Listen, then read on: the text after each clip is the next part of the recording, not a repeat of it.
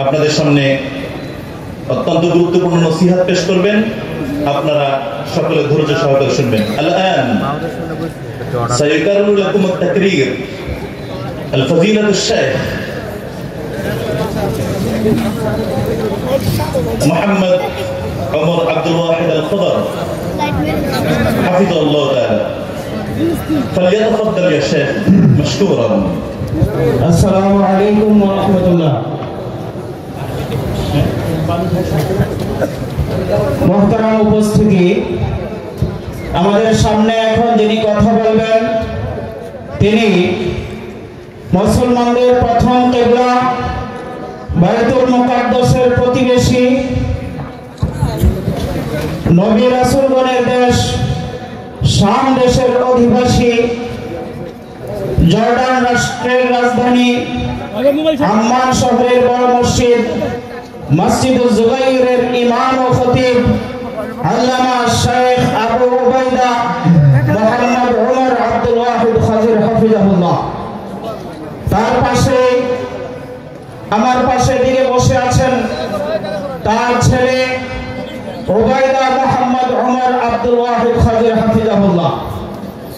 তার আরবি বয়ানের বাংলা অনুবাদ করব আমি শফিকুল ইসলাম হামিদি, মুহতামিম জামিয়া দিনিয়া দারুল উলুম মার্কাজ মাদ্রাসা কলমাকান্দা নেত্রকোনা।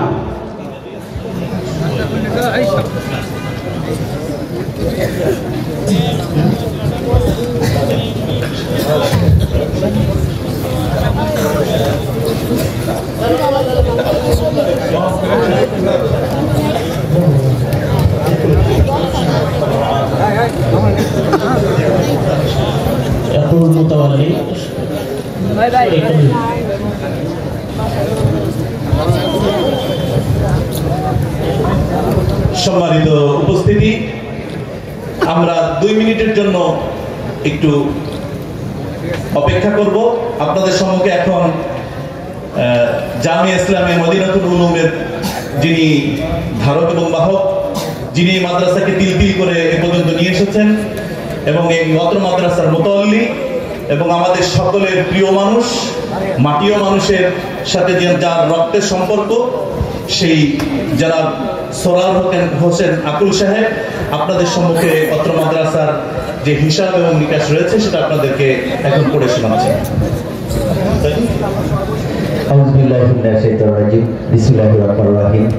কৃতজ্ঞতা জানাই মহান সৃষ্টিকর্তা আল্লাহ তাআলার প্রতি, অবনত চিত্তে তার প্রতি কৃতজ্ঞতা প্রকাশ করছি।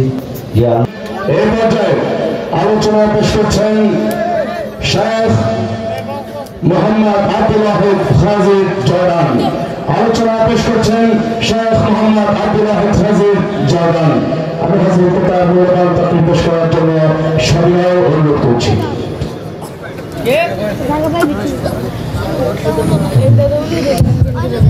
السلام عليكم ورحمة الله وبركاته.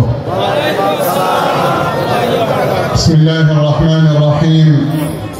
الحمد لله رب العالمين، والصلاة والسلام على أشرف المرسلين سيدنا محمد عليه وعلى آله أفضل الصلاة وأتم التسليم.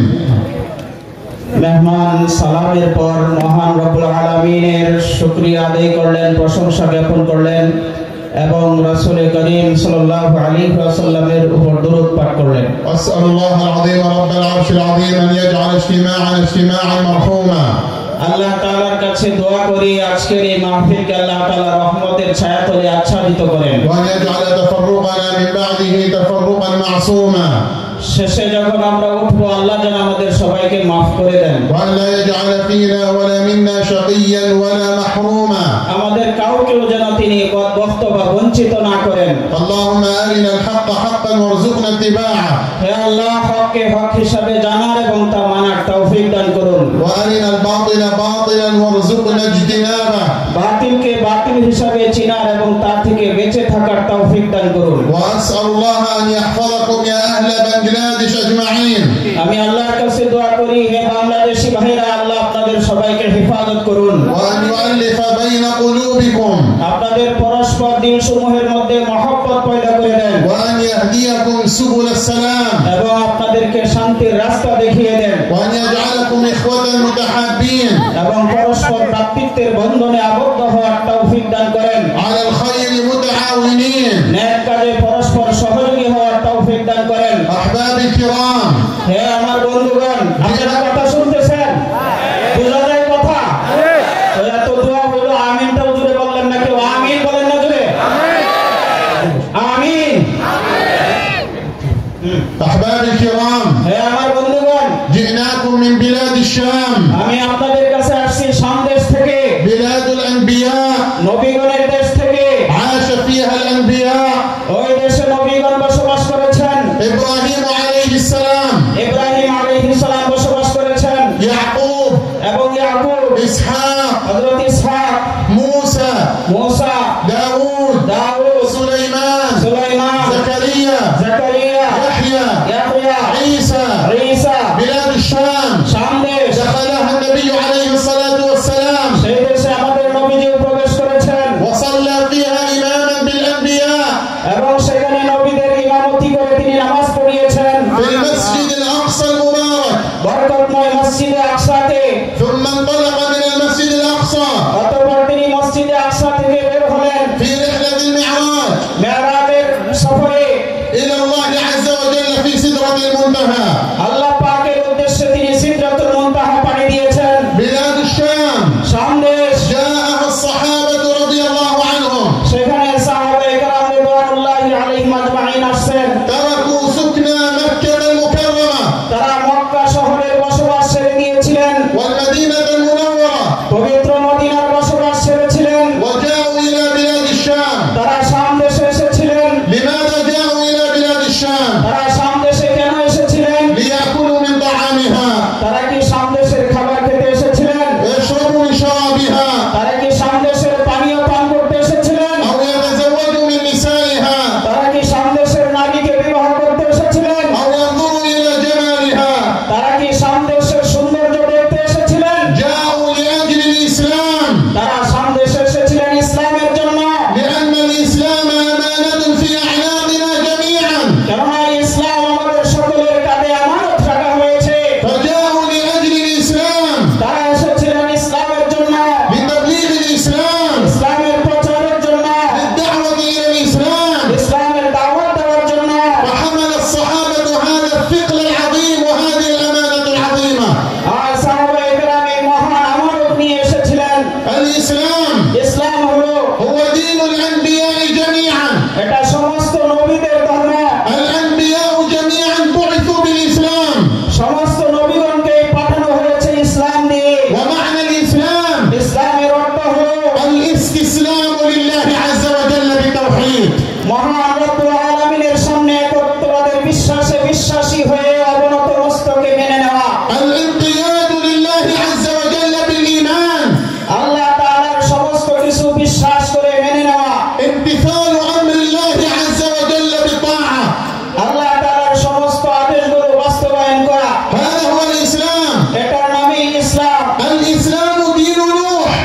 ইসলাম এটা নূহ আলাইহিস সালাতু ওয়াস সালামের ধর্ম قال تعالى আল্লাহ তাআলা বলেন حاكيا عن نوح হযরত নূহের বর্ণনা দিতে গিয়ে في قوله لقومه তার কওমের বিষয়ে কথা বলতে গিয়ে قال فإن توليتم তোমরা যদি পিছনে ফিরে যাও فما سألتكم عليه من أجر আমি তোমাদের কাছে কোনো বিনিময় চাচ্ছি না إن أجري إلا على الله আমার বিনিময় তো কেবল আল্লাহ দিবেন وأمرت أن أكون من المسلمين. আর আমাকে আদেশ করা হয়েছে যেন আমি মুসলমানদের থেকে একজন হই الإسلام دين إبراهيم عليه السلام. এই ইসলাম হযরত ইব্রাহিম আলাইহিস সালাতু ওয়াস সালামের ধর্ম قال تعالى আল্লাহ তাআলা বলেন إذ قال له إبراهيم أسلم যখন তার বাপ ইব্রাহিমকে বললেন তুমি ইসলাম গ্রহণ করো قال تعالى আল্লাহ তাআলা বলেন ما كان إبراهيم ইব্রাহিম ছিল না ما كان إبراهيم ইব্রাহিম ছিল না يهوديا ولا نصرانيا ইব্রাহিম ইহুদিও ছিল না নাসরানিও ছিল না ولكن كان حنيفا مسلما. কেবল তিনি প্রকৃত মুসলমান ছিলেন الإسلام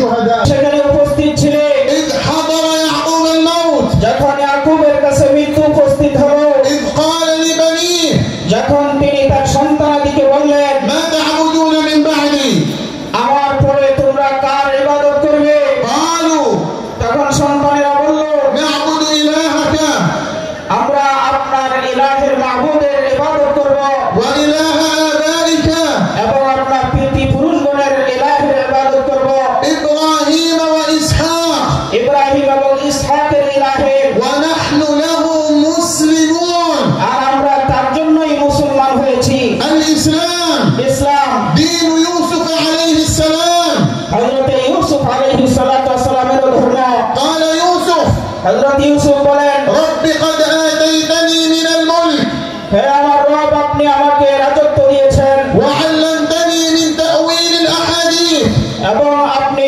কথার ব্যাখ্যা শিখিয়েছেন فاطر السماوات والأرض আপনি আসমান জমিনের সৃষ্টিকর্তা أنت ولي في الدنيا والآخرة আপনি দুনিয়া এবং আখিরাতে আমার অভিভাবক توفني مسلما আপনি আমাকে মুসলমান হিসাবে মৃত্যু দান করবেন الإسلام ইসলাম دين موسى عليه السلام হযরত মুসা আলাইহিস সালাতু ওয়াস সালামের ধর্ম قال موسى لقومه হযরত মুসা তার কওমকে বলেছেন قال يا قوم তিনি বলেন জাতি إن كنتم آمنتم بالله তোমরা যদি আল্লাহর উপর বিশ্বাস করো فعليه توكلوا তাহলে আল্লাহর উপরে ভরসা করো إن كنتم مسلمين যদি তোমরা মুসলমান হয়ে থাকো الإسلام ইসলাম دين سليمان عليه السلام হযরত সুলাইমান আলাইহিস সালাতু ওয়াস সালামের ধর্ম عندما أرسل رسالة إلى بلقيس ملكة سبأ সবা গোষ্ঠীর রাজা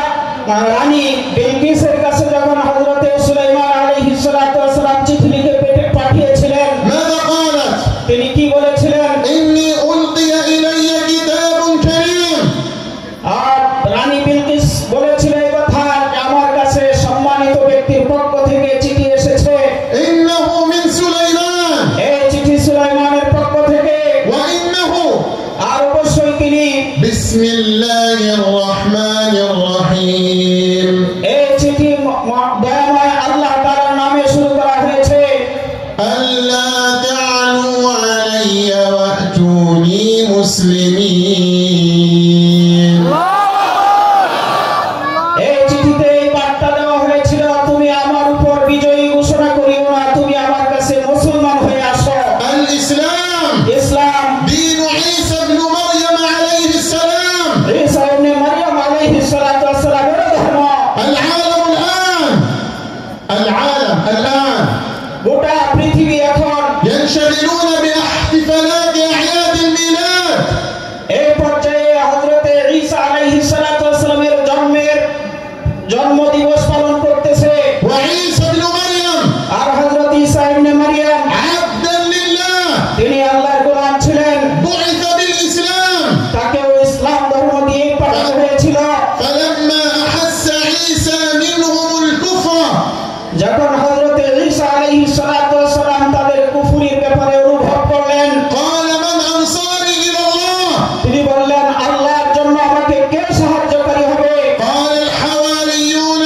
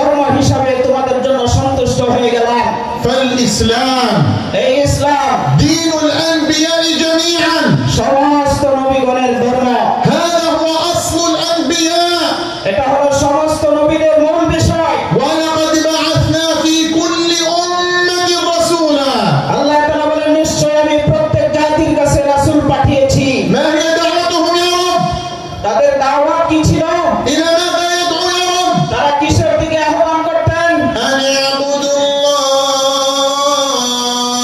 واجتنبوا الطاغوت সকল নবীগণ এই বাণী নিয়ে এই দাওয়াত নিয়ে এসেছিলেন যে তোমরা এক আল্লাহর ইবাদত করবে এবং তাগুত থেকে বেঁচে থাকবে فالأنبياء অতএব সকল নবীগণ اتفقوا على الأصل তারা একটি মৌলিক বিষয়ের উপর সকলেই ঐক্যমত ছিলেন وهو الإسلام এটা হলো ইসলাম الاستسلام لله بالتوحيد আল্লাহর সামনে মাথা ঝুঁকিয়ে দেওয়া الانقياد لله بالطاعة আল্লাহর অনুসরণে মাথা ঝুঁকানো الفعل ما يرضي الرب عز وجل আল্লাহ যেটার উপর সন্তুষ্ট হন সেটা আদায় করা لكنهم اختلفوا في الأحكام والشرائع তবে নবীগণ শরীয়তের ক্ষেত্রে বিধানাবলীর ক্ষেত্রে কিছু মতপার্থক্য তাদের মধ্যে ছিল فعندنا صلاة وصيام وعندهم صلاة وصيام আমাদের শরীয়তে নামাজ আছে রোজা আছে তাদের শরীয়তেও এরকম নামাজ রোজা ছিল صلاتنا وصيامنا يختلف عن صلاتهم وصيامهم তবে আমাদের নামাজ আমাদের রোজা তাদের নামাজ তাদের রোজা থেকে কিছুটা ভিন্নতা আছে لكن الأصل واحد কিন্তু মৌলিক বিষয় এক ছিল ما هو؟ اسأل মৌলিক বিষয়টা কি আপনারা বলবেন বলেন না মৌলিক বিষয়টা কি الإسلام সবাই বলেন জোরে জোরে التوحيد الإيمان الطاعة আল্লাহর অনুসরণ هذه دعوة الأنبياء جميعا এটাই সকল নবীদের দাওয়াত ছিল فيجب علينا جميعا অতএব আমাদের প্রত্যেকের উপর ওয়াজিব হলো أن ندخل بالإسلام আমরা যেন ইসলামের মধ্যে প্রবেশ করি يا أيها الذين آمنوا ادخلوا في السلم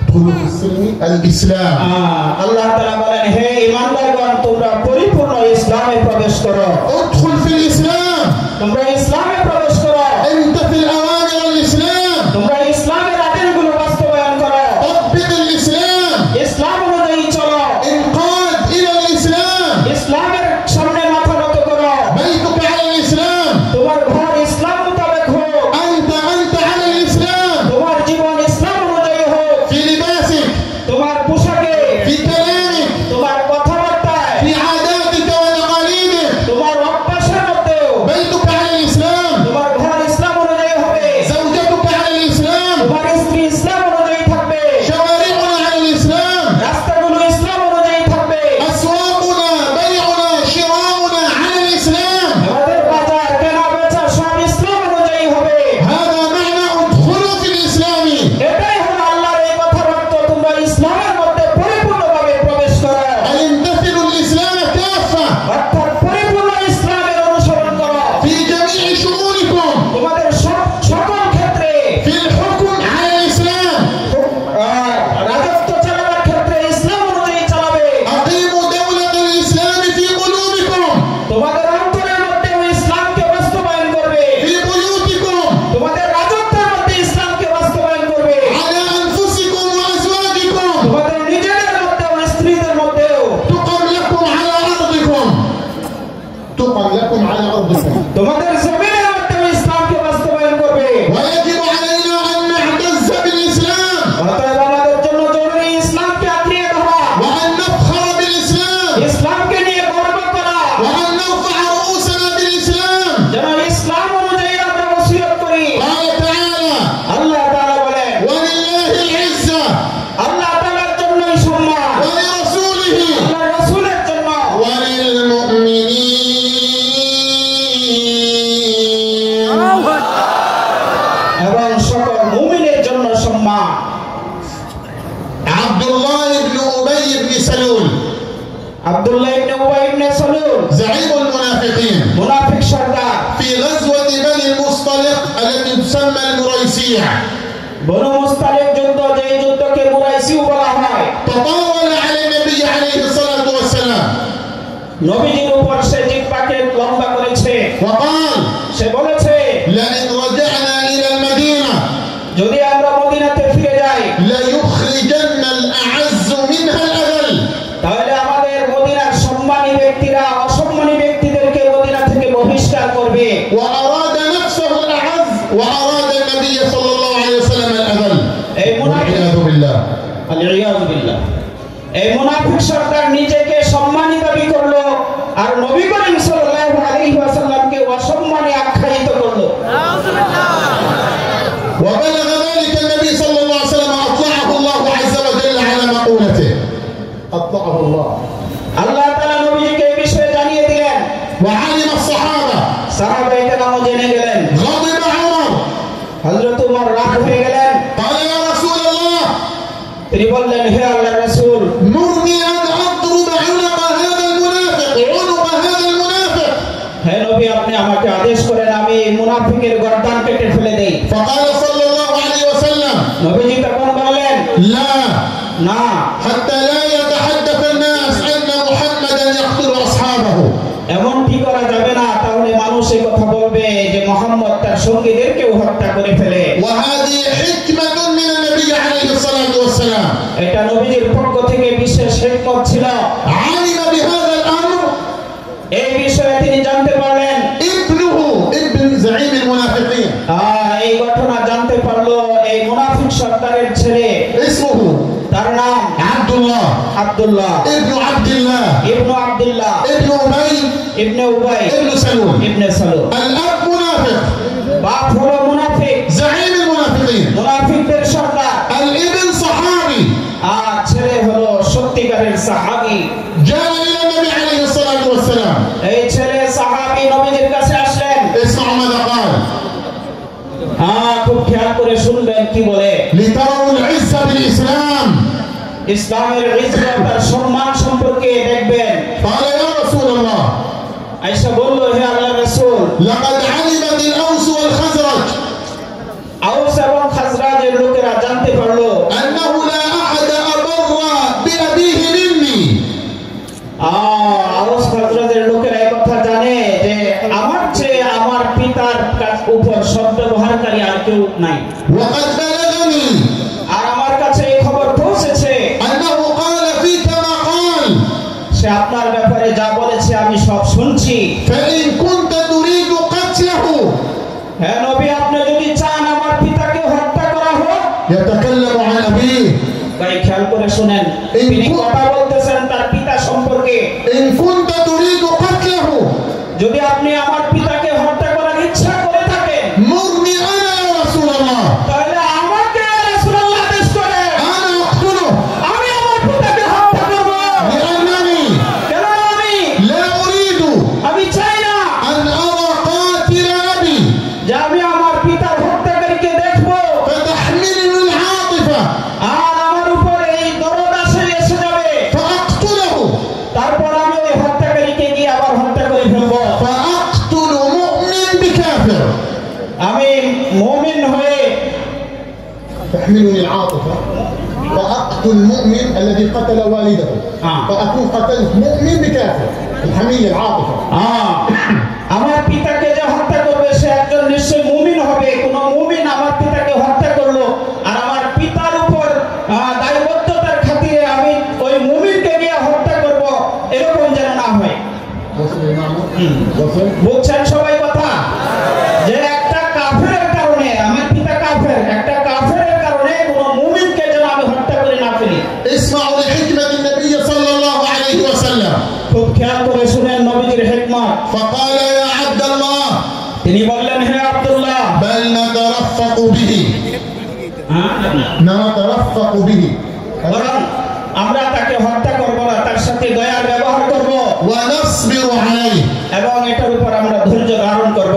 لكن عبد الله الابن الصحابي কিন্তু এই আব্দুল্লাহ যিনি ওই মুনাফিকের ছেলে ছিলেন, তিনি সত্যিকারের সাহাবী ছিলেন। محزون তিনি বড়ই পেরেশান ছিলেন।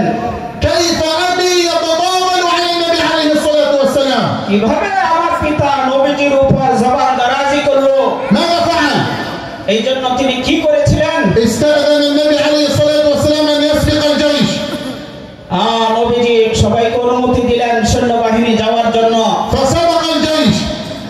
সৈন্যবাহিনী অগ্রগামী হলো। ووقف على حدود المدينة. মদিনার সীমান্তে গিয়ে পৌঁছলো। وصل أبوه قبل النبي عليه الصلاة والسلام. أبو زعيم المنافقين قبل النبي عليه الصلاة والسلام. মুনাফিক সর্দার নবীজির আগে গিয়ে সীমান্তে পৌঁছেছিল। ماذا فعل الابن؟ তখন এই ছেলে আব্দুল্লাহ কি করেছিল? الصحابي. তিনি সাহাবী ছিলেন। لأنه يعتز بالإسلام. তিনি ইসলামের সম্মান করতেন। لأنه يعتز بالرسول عليه الصلاة والسلام. তিনি রাসূল করিম সাল্লাল্লাহু আলাইহি ওয়াসাল্লামকে সম্মান করতেন। لأنه يعتز بالإيمان والتوحيد. তিনি ঈমান এবং তাওহীদের সম্মান করতেন। ماذا فعل؟ এই ছেলে কি করেছিল? وصل أبوه তার পিতা যখন পৌঁছলো, فأشهر سيفه ছেলে তার তরবারি বের করলো وقال له এবং পিতাকে বলল, قف তুমি থেমে যাও। والله لا تجاوز هذا الخط আল্লাহর কসম, তুমি এই সীমান্ত পাড়ি দিয়ে মদিনায় ঢুকতে পারবে না حتى يأذن لك الرسول عليه الصلاة والسلام. এই পর্যন্ত আমার নবী তোমাকে মদিনায় ঢোকার অনুমতি না দিবে। فقال له الأب زعيم المنافقين মুনাফিক সর্দার তার পিতা তখন বলল, ماذا تقول يا عبد الله؟ হে আব্দুল্লাহ, আমার ছেলে, তুমি এটা কি বলছো? قال كما قلت لك ছেলে বলল, আমি যা বলছি তাই। والله لا تجاوز هذا الخط আল্লাহর কসম, তুমি এই সীমান্ত অতিক্রম করতে পারবে না حتى يأذن لك النبي عليه الصلاة والسلام. এই পর্যন্ত নবীজি তোমাকে অনুমতি না দিবে। فوقف ذليلا লাঞ্ছিত হয়ে পিতা সেখানে অপেক্ষা করলো। مهانا. সে অপদস্থ হয়ে অপেক্ষা করলো। وصل النبي عليه الصلاة والسلام. এমনকি নবীজি আয়েশা পৌঁছলেন। جاء إليه زعيم المنافقين তখন নবীজির কাছে ওই মুনাফিক সর্দার আসলো। قال له وقص له ما فعل ابنه. আয়েশা ছেলের বিষয়টি ওই নবীজির সামনে উপস্থাপন করলো। فقال صلى الله عليه وسلم তখন নবীজি বললেন بأدب আদবের সাথে, وأخلاق আখলাকের সাথে, وحكمة হিকমতের সাথে, إذن له يا عبد الله. হে আব্দুল্লাহ, ঠিক আছে, তোমার পিতাকে ঢুকতে দাও। اسمعوا الآن العزة. হে ভাই, খুব খেয়াল করে শুনেন, ইজ্জত কি জিনিস। نريد أن نعتز بالإسلام আমরা চাই ইসলাম নিয়ে আমরা সম্মানিত হই, كما اعتز الصحابة بالإسلام. যেরকম সাহাবায়ে কেরাম ইসলাম নিয়ে সম্মানিত হয়েছেন। قال والله يا رسول الله ছেলে বলল, আল্লাহর রাসূল, আল্লাহর রাসূল, আল্লাহর কসম, ما فعلت هذا আমি এই কাজ করি নাই إلا لأبين له যেন আমার পিতাকে সুস্পষ্টভাবে এই বার্তা দিতে পারি। من العزيز من الذليل. কেবল এই জন্যই আমি এই কাজ করেছি, আমার পিতা যেন সত্যিকার অর্থে বুঝে যায় কে সম্মানী আর কে লাঞ্ছিত। من العزيز؟ কে সম্মানী ব্যক্তি? কে কে সম্মানী? নবী সাল্লাল্লাহু আলাইহি ওয়াসাল্লাম। العزيز هو الرسول عليه الصلاة والسلام. সম্মানী কে? والذليل هو ابن سلول. আর অপদস্থ কে? মুনাফিক সর্দার। هذه العزة بالإسلام. এটাই হলো ইসলামের ইজ্জত, هذه العزة بالإيمان. এটা হলো ঈমানের সম্মান। أبو عبيدة كان قائد جيوش المسلمين في زمان عمر رضي الله عنه في بلاد الشام. শাম দেশের মধ্যে হযরত ওমর ইবনুল খাত্তাব রাদিয়াল্লাহু তাআলা আনহুর জামানায় মুসলিম সেনাপতি ছিলেন আবু উবাইদা ইবনুল জাররাহ রাদিয়াল্লাহু তাআলা আনহু। وفتح بلاد الشام أبو عبيدة. আবু উবাইদা শাম দেশ তিনি বিজয় করলেন وبقي أمامه بيت المقدس. এবং বাইতুল মুকাদ্দাস পর্যন্ত গিয়ে পৌঁছে গেলেন। فكتبوا له رهبان نصارى খ্রিস্টানেরা তার কাছে চিঠি লিখলো, الذي يفتح بيت المقدس যে ব্যক্তি বাইতুল মুকাদ্দাসকে বিজয় করবে موصوف عندنا بصفات তার কিছু বিবরণ আমাদের কাছে আছে, ليست فيك. এই বিবরণগুলো তো আপনার মধ্যে নাই। قال ما هي صفاته؟ আবু উবাইদা জিজ্ঞাসা করলেন, কি গুণাবলী তার? فذكر صفات তখন খ্রিস্টানেরা এমন কিছু গুণাবলীর কথা উল্লেখ করলো। منها সেই গুণাবলী সমূহের মধ্যে موقع الثوب. একটা হলো যে কাপড় ছেঁড়া থাকবে, তালি দেওয়া কাপড় থাকবে তার। وهذا وصف عمر. আর সেই গুণ মুসলিম জাহানের দ্বিতীয় খলিফা হযরত উমরের ছিল। فكتب أبو عبيدة لعمر أن يأتي إلى بيت المقدس মুসলিম সেনাপতি আবু উবাইদা তখন মদিনায় মুসলিম খলিফা হযরত উমরের কাছে চিঠি লিখলেন বাইতুল মুকাদ্দাস বিজয় করবার জন্য আপনি এখানে আসতে হবে فاستخلف على المدينة মদিনার মধ্যে তিনি খলিফা নিযুক্ত করলেন وخرج إلى بلاد الشام এবং হযরত উমর শাম দেশের দিকে রওনা করলেন إلى المسجد الأقصى মসজিদে আকসার দিকে সফর করলেন وكان معه خادمه তার সাথে একজন খাদেম ছিল واشترط عمر عليه হযরত উমর তার সাথে চুক্তি করলেন تركب ساعة وأركب ساعة এক মঞ্জিল তুমি সওয়ারির উপর থাকবে আমি হাঁটবো هذه عزة الإسلام আরেক মঞ্জিল আমি সওয়ার হব তুমি হাঁটবে এটাই হলো ইসলামের সম্মান فكان يركب عمر مرة ويركب الخادم مرة এক সময় হযরত উমর সওয়ার হইতেন আরেক সময় খাদেম সওয়ার হইত ووصلوا إلى حدود بلاد الشام এইভাবে শাম দেশের সীমান্ত পর্যন্ত তারা গিয়ে পৌঁছলেন وخرج أهل الشام لاستقبال أمير المؤمنين عمر হযরত আমিরুল মুমিনিন ওমরকে ইস্তেকবাল করার জন্য সংবর্ধনা দেওয়ার জন্য শামের লোকেরা এগিয়ে আসলো من بينهم أبو عبيدة তাদের মধ্যে হযরত আবু উবাইদাও ছিলেন لما رأوا من بعيد যখন তারা দূর থেকে দেখলো أنهم وقوف لاستقبالهم যে তারা ইস্তেকবাল সংবর্ধনায় দাঁড়িয়ে আছে লোকজন كان دور الخادم على الخيل على الدابة دور الخادم على الدابة ওই সময় শর্ত অনুযায়ী চুক্তি অনুযায়ী সওয়ারি ছিল ওই খাদেম فقال الخادم يا أمير المؤمنين খাদেম বলল হে আমিরুল মুমিনিন القوم এই যে লোকেরা আসতেছে ينتظروننا তারা আমাদেরকে সংবর্ধনা দিবে اركب اركب أنت أمير المؤمنين اركب হে আমিরুল মুমিনিন এখন তো আপনি সওয়ার হন فقال عمر হযরত উমর বললেন والله لا أركب والله لا تنزل আল্লাহর কসম আমি সওয়ার হব না আর আল্লাহর কসম তুমিও সওয়ারি থেকে নামবে না هذا دورك এটা তোমার অবস্থান এখন وبقي عمر يمشي হযরত উমর হাঁটতেই থাকলেন والخادم